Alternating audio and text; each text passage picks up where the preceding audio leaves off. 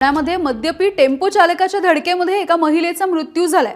पौड फाटा भागामध्ये हा अपघात झालाय आणि यामध्ये गीतांजली अमराळे यांचा दुर्दैवी मृत्यू झालाय। चालक आशिष पवार हा दारू पिऊन गाडी चालवत असल्याचं आता समोर आलंय। या अपघातामध्ये मनसेचे पदाधिकारी श्रीकांत अमराळे हे सुद्धा गंभीररीत्या जखमी झालेत। करिश्मा चौकामध्ये काही जणांना धडक देऊन जखमी केल्यावरती अमराळेंना सुद्धा या गाडीनं उडवलंय।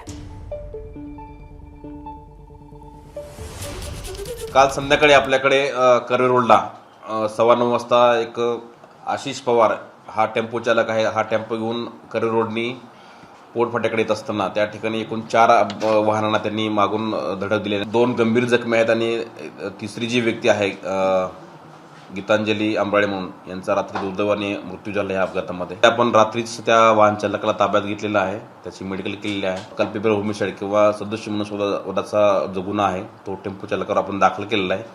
यातील टेम्पो चालक हा दारूच्या अंमलाखाली होता असा प्राथमिक रिपोर्ट आपल्याला आला आहे, परंतु याच्यामधले जे सॅम्पल्स आहेत ब्लड सॅम्पल्स ते आपण सीए साठी पाठवत आहोत। एबीपी माझा, उघडा डोळे बघा नीट।